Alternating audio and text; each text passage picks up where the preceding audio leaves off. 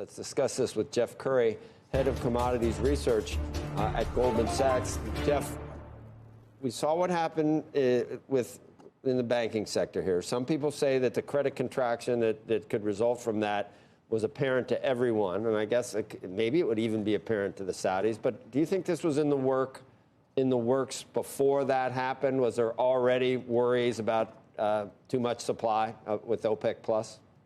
Well, I think, they've stated that this was motivated for precautionary reasons. They have not seen any physical contagion into the physical market, but what they did see is financial contagion.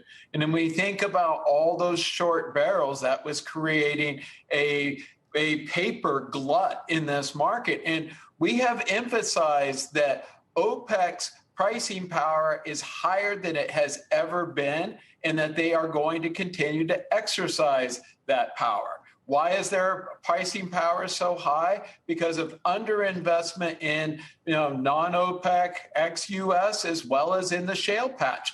The rest of the global oil supply its inability to respond provides much higher market power, and they're exercising that market power. But I want to emphasize that this is a revenue maximizing decision for OPEC under all the different scenarios. It was a voluntary cut. It is not violation of the agreement. And so when I think about what they were dealing with here is when we look at oil market, there's physical barrels and there's paper barrels. This market was as short last week as what it was during COVID. And I don't think anybody listening to this broadcast is going to believe the market is in that physical porous shape as it was in April 2020. So what they were responding to is a precautionary movement to potential physical weakness, but also, hey, they have the market power to respond to that paper weakness as well. And part of what we're seeing in that $10 rally last week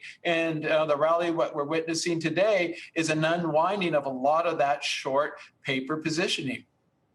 How much of this, Jeff, will we see filter through to the commodities complex, other commodities, or the transportation index? I mean, how much ripple effect will we have? Because, one of the bright spots in terms of the Fed has been that we haven't had additional pressure there. It's been mostly in services and in the labor market. Are we back now that the labor market might cool? Now we got to worry about the commodities complex again? I mean, we have repeatedly, emphasized now and, on this show for well over a year now, these markets are severely underinvested. And it doesn't matter if it's oil, gas, copper, aluminum, pick the market.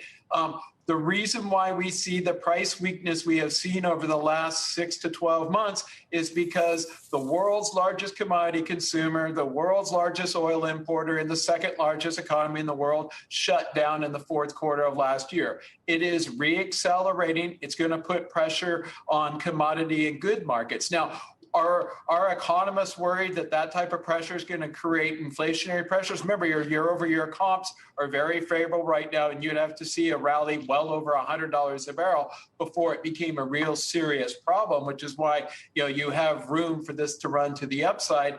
But when we think out further, these issues around underinvestment in these sectors are real, and they're not going away. The only thing that's going to fix them is substantial investment. And if anything, what we're witnessing right now is something that we've never seen, in the sense that we have the trough of the CapEx cycle in commodities corresponding to the peak of the monetary cycle. And so the two are really misaligned right now, and that's going to create problems down the road.